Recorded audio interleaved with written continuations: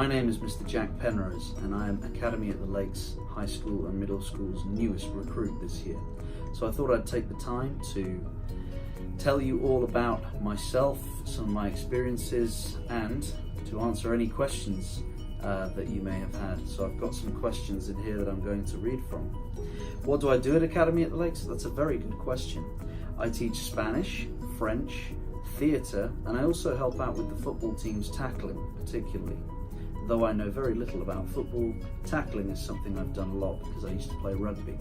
All right, let's get started with the questions. Ceremonial opening of the questions. Let's go with the first one. I'll just put it on the floor for now. Where in the UK do you come from? Excellent question. So I come from a small village called Sherlock Row, which is about, no relation to Sherlock Holmes before you say anything. It's about 45 minutes outside of London by train. It's near a big town called Reading and fairly near Windsor. If you know where that is, that's where the Queen lives, but I don't know her personally. What are your opinions on Brexit? That's quite a spiky question. I'll try and answer it as diplomatically as possible. Personally, Brexit, if you don't know, is the British exit from the European Union. The European Union is a big trading bloc and political union, and Britain was a member, still is a member state until the end of March this year. In 2016, there was a people's vote on whether we should continue or discontinue our membership of the EU, and Britain voted to leave. My personal opinion, I think that was a bad idea. I think we shouldn't be leaving, and at the moment it's kind of got quite messy and quite sort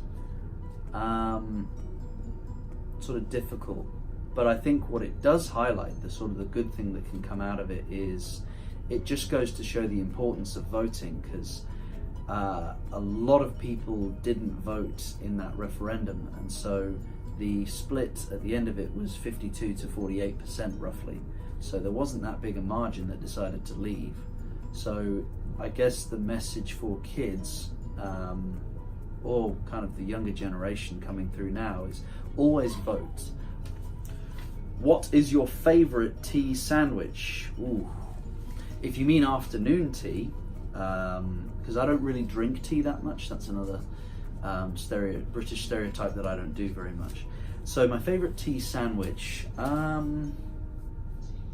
like kind of, we call it egg mayonnaise, you guys call it egg salad. I like one of them with watercress in it. Roast beef sandwiches are very good. Sometimes cheese and pickle can be really nice. I like that they're cut into little shapes as well. Yeah, that's a hard one. I don't know if I have a favourite. I've had some really good ones. What do people from Europe really think about Americans? Again, I'll try and be diplomatic here. I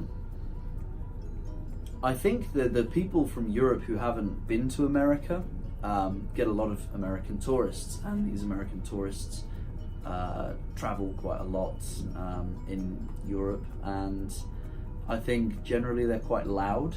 I think that would be a fair stereotype, quite loud.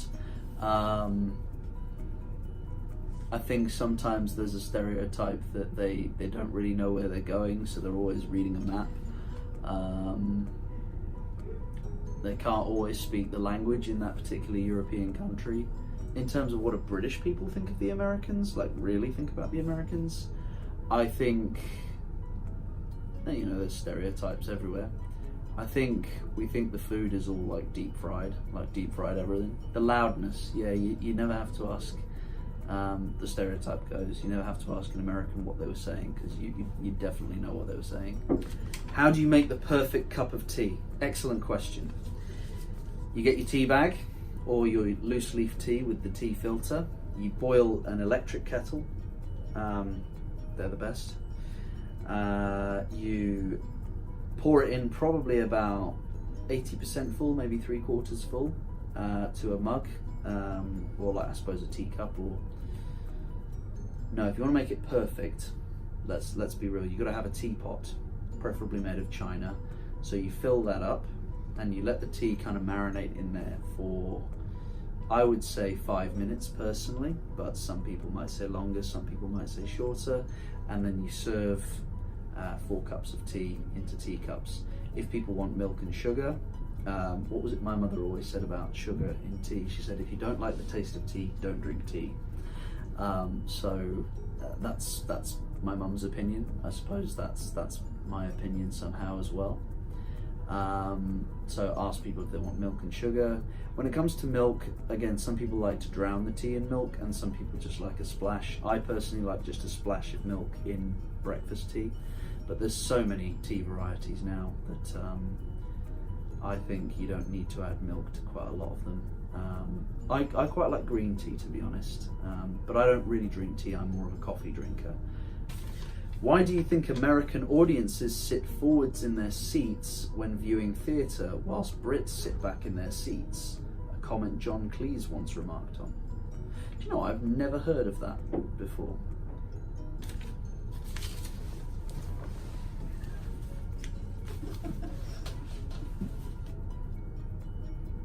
I don't know the answer to that question, I'm afraid. I would guess Americans are really enthralled by what they're seeing, so they're trying to sort of, what's the quote?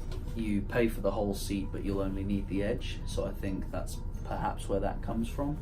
I think in the theatre, like in the proper theatre, I think people want to feel closer to the action, perhaps. And I think maybe it's to do with British people wanting to sit correctly, so use the whole of the chair. Perhaps it's a financial thing. You only need the edge of your seat, but Brits are like, no, I've paid for the whole thing, I'm going to use the whole thing. So I don't know, that's me making jokes about it, but the honest answer is I don't know. How is the food different in all the countries you've been in? I've lived in France, Spain, England, Australia, and now America. The food in all those countries is obviously very different. I think the flavours are just very different in a lot of places because certain ingredients or foods are more prevalent. So in Australia, there's a lot more avocado than pretty much anywhere else I've been. In Australia, what else was good? I found in Australia, the quality of dairy products was really high, like really, really high. I was like, it's like Whole Foods standard food on a whole new level. I don't know why that is, but they really control what comes into their country, in terms of produce. In Britain, what's different about the food? I think it's probably a lot more kind of stodgy food, like what we would say, so a lot of potatoes, a lot of meat, a lot of kind of root vegetables. In France, it was a lot of baked goods, which was really nice. I really liked that.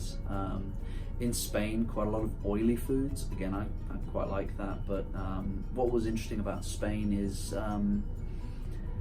every time you eat like a small amount and you share it with other people, and then you get a drink with it as well, and they just keep filling up your drink sometimes. In certain countries, if you clean your plate, that means I want more food, so they just keep bringing you food, whereas in British culture, it's seen as when you clean your plate, you're finished and you don't want any more food. So it's different to that.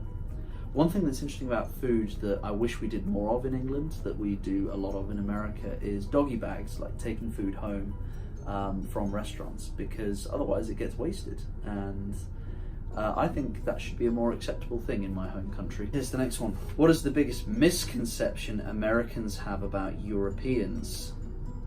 So British people don't tend to see themselves as European as much. Again, I'm generalizing, but I think we feel separate because we're not technically part of the continent, we're an island. Like in Spain, we are known as like La Isla, we are known as the island, not the, whereas if you go into Britain and you say I'm going to Europe, you say I'm going to the continent, like meaning we're not part of the continent. So it's weird, but geographically, I guess we're not attached to Europe in any kind of landmass. So what's the misconceptions about Britain? I heard people stop to drink tea at 4 o'clock, just stop what they're doing.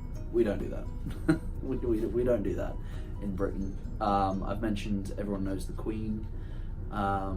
What happens a lot is Americans kind of say, oh, I've got a friend from England called Bill, do you know him? And you're like, island of 70 million people nearly? Perhaps not.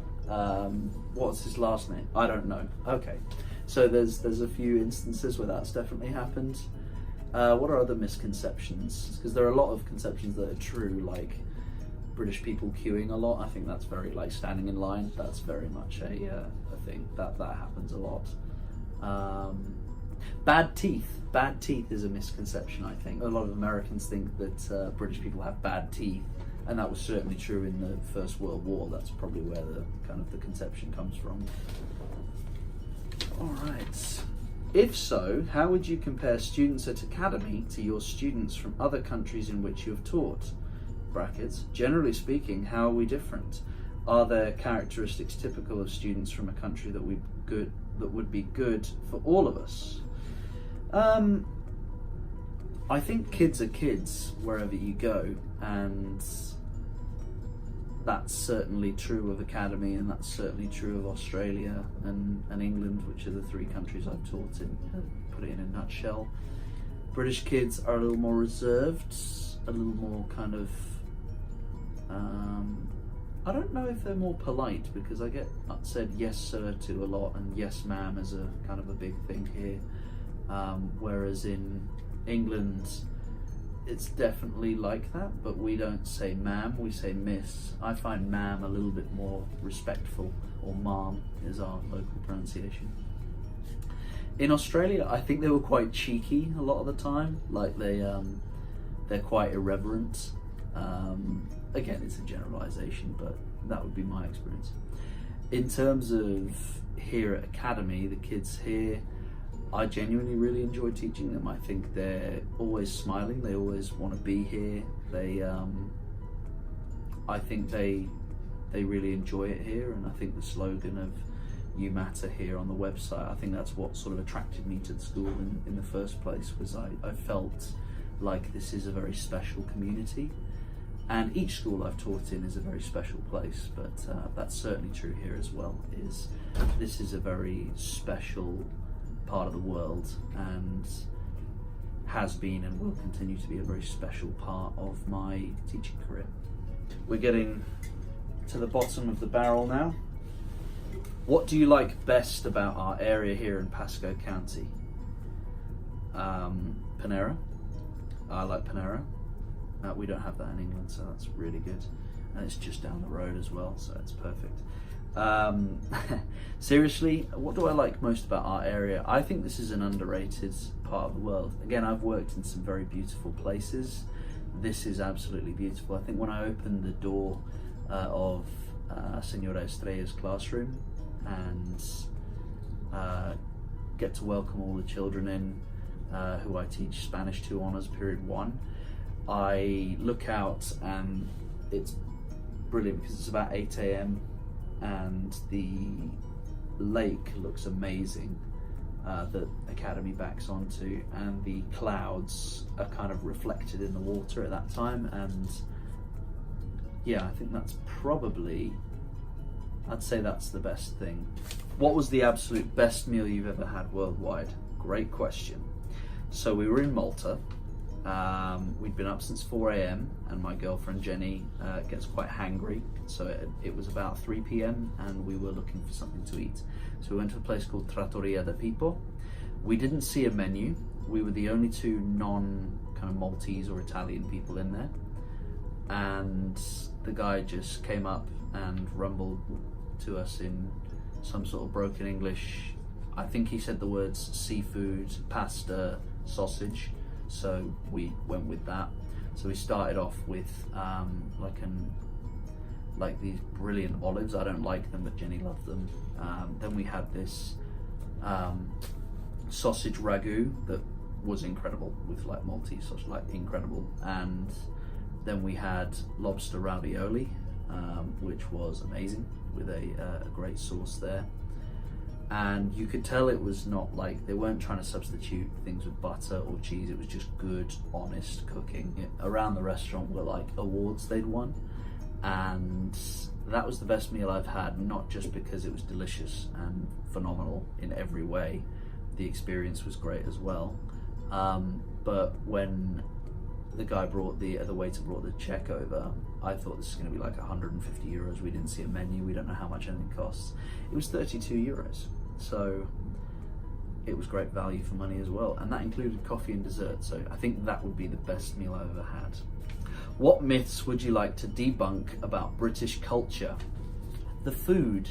Everyone thinks the food in Britain is really bad, and that's probably a fair assessment 25 years ago, but now it's really good because of all the kind of the influences of new cultures, like chicken tikka masala and chicken korma were invented in Britain, for example. So using that kind of Indian cuisine to improve our own. There's a big movement in England about farm to table, like gastropub food. So there's a lot of like locally produced meat and vegetables and cheeses and things like that. It rains all the time. It doesn't. It rains a lot, but it doesn't rain all the time. In fact, in June, July and August, there might be a little bit of rain, but that's our summer. It's a short summer, but it can get pretty hot and quite humid, not to the standard of Florida, but it's actually kind of perfect, and there's something kind of great about it. When will Spain stop the cruel bullfights? I don't know the answer to that question, but it circles around animal cruelty groups. Now, they've had some success in banning bullfights, but the Spanish High Court or the centralized government has managed to overturn quite a lot of bans, particularly in places like Barcelona. Where else tried to ban it fairly recently? There were a lot of cities that banned it, or a lot of, like, Spain is broken down into like kind of states, but they're called autonomous communities, and they have tried to ban bullfighting in their kind of capital cities of those communities, but because it's tradition and because it's a kind of one of the hallmarks of Spain, I think the more conservative figures in the Spanish government are keen to keep bullfighting going. How is everyday life different in America versus Britain? I think a fair stereotype of Britain is that it's quite grey, like the sky is quite grey, whereas here it's blue and there's a big kind of yellow thing shining down on you all the time. You drive everywhere in America, whereas in Britain you might take the bus or the metro, or you might cycle. You do drive still, of course, or you might even be able to walk to work. So that's kind of an everyday difference. We tend to live in houses in Britain rather than kind of apartments, but there are obviously a lot of houses here. We don't have gators in our backyard in Britain. That's an interesting thing. I think, yeah, I don't know if there are that many differences, but those are some of the ones I can think of off the top of my head. Okay, this is the last one. What are your favourite places in Britain? What a great question to end on. I'd say my favourite place would be Bath, which I mentioned earlier. It's got a lot of Roman and Georgian architecture. It's called Bath because the Romans used to have a huge bath there. It's just amazing. The food is fantastic. There's lots of great places to eat and drink. There's a lot of history. Jane Austen was from there. There's a really great rugby club that are not doing so well at the moment, but they're really good to go and watch. And it's only an hour and a half by train from London, and it's truly British compared to parts of England. Like a lot of capital cities and like larger cities have become quite cosmopolitan, whereas Bath, I think there's elements of cosmopolitan, but it's still very English. All right, thanks very much. I've really enjoyed doing this. Hopefully you've learned something.